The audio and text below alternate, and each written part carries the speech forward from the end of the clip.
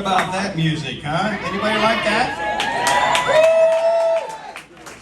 So that came out in 1976, my senior year. And so there was a lot of funky things that me and the boys were doing that, thank goodness, the facing book was not out yet. That would have been very detrimental. So this morning, I get up and I'm in the shower and I hop out and I yell out to my wife. I said, "Hey, Sue, what do you think the audience would say if I just came out on stage just like this, butt naked?" So she said, "Well, they probably would say that I married you for your money." So we're going to go back in time, 44 years ago on a blustery, cold, first day of spring quarter. Walking across, so I'm still recovering from 8 days in Florida, so I'm a little hungover. Stumbling my way across the Ohio State Oval and just trying to find my first class at 8 o'clock and trying not to puke. So fortunately, in front of me, I see this cute little butt. Oh, it was very cute, and it happened to be going the same direction that I thought I needed to go, so I just followed it. I followed it, I followed it. And we soon arrived at the pharmacy building, and I hurried up the steps, and I opened up the door, and was greeted with a pursed lips and a "thank you." I thought chivalry was dead. Well, I was a little bit stifled because I didn't know what chivalry meant. So I could do one thing. I muttered, "So you must be a sorority bitch."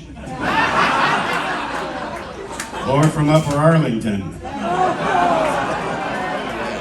Well, my voice must have carried down the hallway a bit because she turned around, stared me down, pointed at me, and said, "Both, asshole."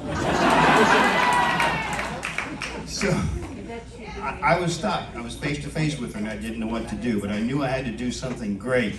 I had to say something great. So I said, "Great. You want to get married?"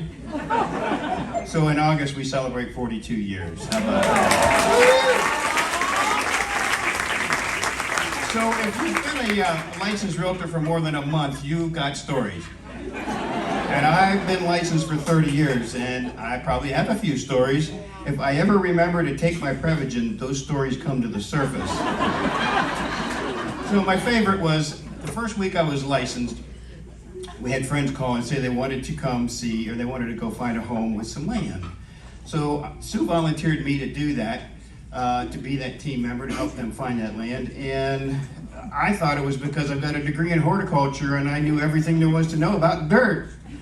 Well, that wasn't the case at this time. As about a month earlier, Sue was showing out properties, and she was in Sunbury. She went into the barn, turned a corner, and got licked by a cow.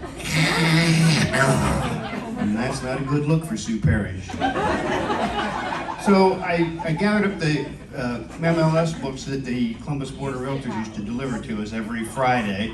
I found 5 properties that we could look at, and got a triptych from the AAA, and that was before MapQuest.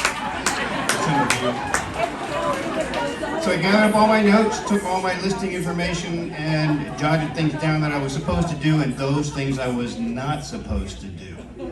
And we went out looking at homes the next day.